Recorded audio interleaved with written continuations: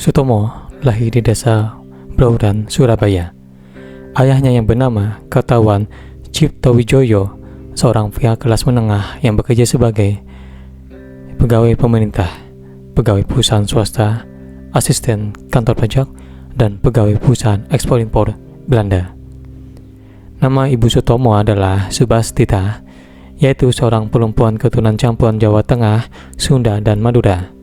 Putri seorang pedagang mesin jahit yang setempat di wilayah Surabaya, yang pernah menjadi polisi komunitas dan anggota Serikat Islam sebelum pindah ke kota Surabaya.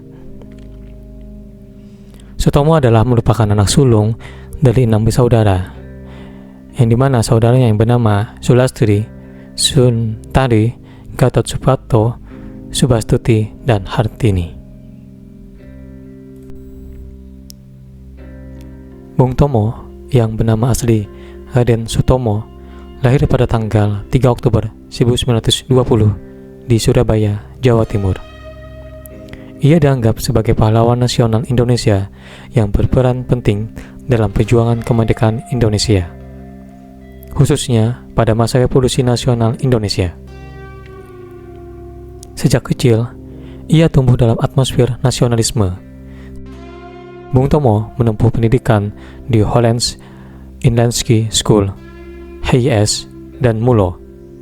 Sebelum melanjutkan studi teknik di Stovia, pendidikannya tidak hanya membentuk wawasannya, tetapi juga menanamkan semangat berjuang dan untuk membebaskan Indonesia dari penjajahan. Latar belakang asli Bung Tomo, atau dikenal dengan Raden Sutomo, yang dilahirkan dalam keluarga priayi atau keluarga bangsawan Jawa. Bung Tomo tumbuh di lingkungan yang kaya akan nilai-nilai luhur dan tradisi Jawa. Bung Tomo menyelesaikan pendidikan di Hollands Inlandsky School, HIS, dan Mulo Meer Uitgeberg Lager Onderwijs, yang setara dengan pendidikan sekolah menengah. Ia kemudian melanjutkan studi tekniknya di Stovia, School tot Opleiding van India Anstern, di mana ia memperoleh gelar insinyur. Sutomo kemudian bergabung dengan KBI, Kepanduan Bangsa Indonesia, pada usia 17 tahun. Ia menjadi orang kedua di Hindia Belanda yang meraih pangkat Pramukara Garuda sebelum mendudukan Jepang pada tahun 1942. Hanya 3 orang Indonesia yang mencapai peringkat tersebut. Sutomo muda lebih banyak berkecimpung di bidang jurnalistik. Ia pernah menjadi jurnalis lepas untuk harian Suara Umum, harian Jawa Express, Mingguan Pembela Rakyat, dan majalah Pustaka Timur.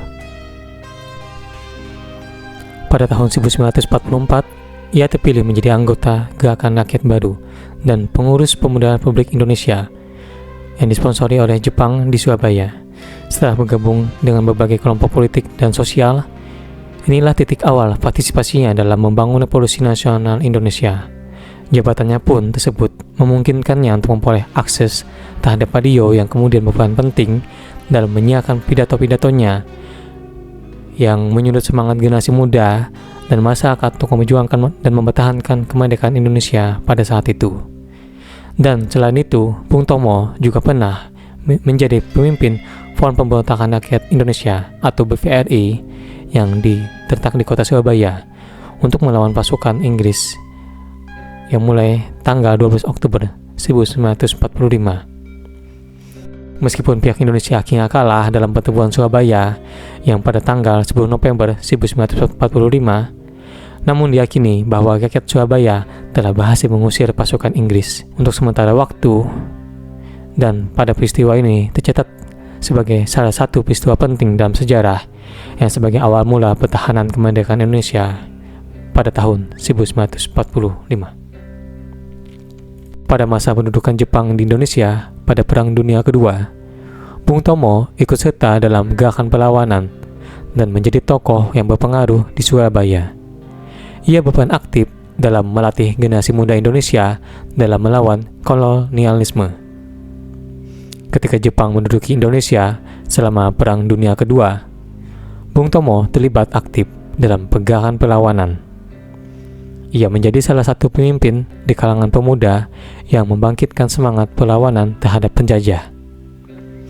Dan pada masa ini, ia memainkan peran penting dalam membentuk kesadaran nasionalisme di kalangan generasi muda.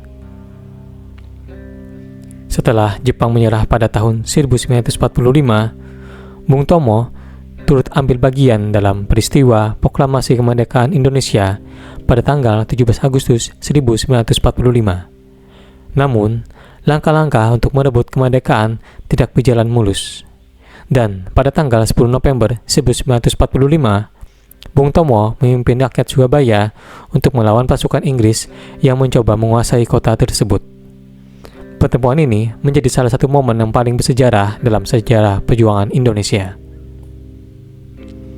Peran dalam proklamasi kemerdekaan, yang setelah Jepang menyerah pada tahun 1945, Bung Tomo berperan dalam proklamasi kemerdekaan Indonesia pada 17 Agustus 1945. Saat itu, ia berada di Surabaya dan berperan penting dalam menyuarakan semangat perjuangan kemerdekaan.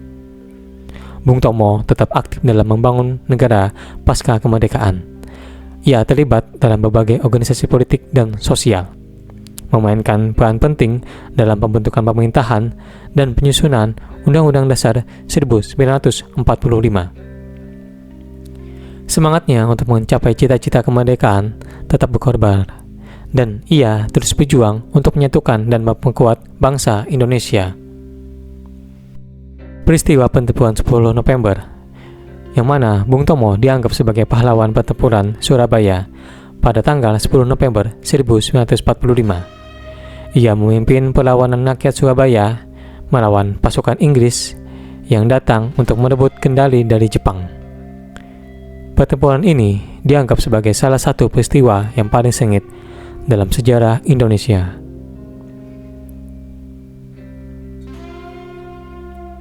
Setelah kemerdekaan Indonesia, Bung Tomo tetap aktif dalam politik dan perjuangan nasional. Ia terlibat dalam berbagai organisasi dan pergerakan politik, menjalani peran penting dalam membangun kesatuan dan kestabilan negara. Di awal Orde Baru, Sutomo kembali muncul sebagai sosok yang awalnya mendukung Soeharto. Namun sejak awal tahun 1970-an, ia mulai mengkritik program-program Soeharto, termasuk proyek pembangunan Taman Mini Indonesia Indah. Dan akibatnya, ia ditangkap pada tanggal 11 April 1978 dan dipenjara selama 1 tahun karena tindakannya yang subversif.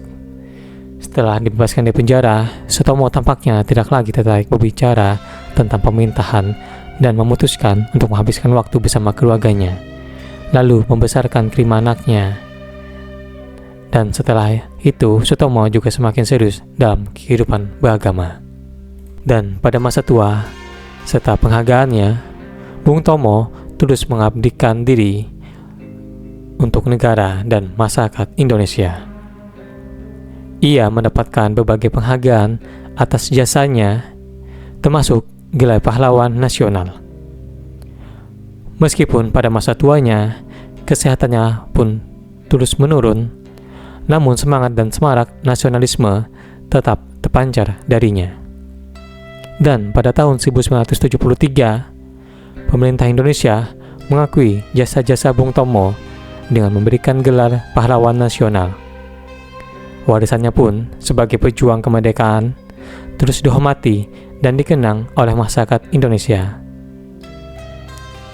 Dan meskipun kesehatannya menurun, semangatnya yang tak kenal lelah menjadi inspirasi bagi generasi-generasi penerus dalam mempertahankan dan memajukan Indonesia.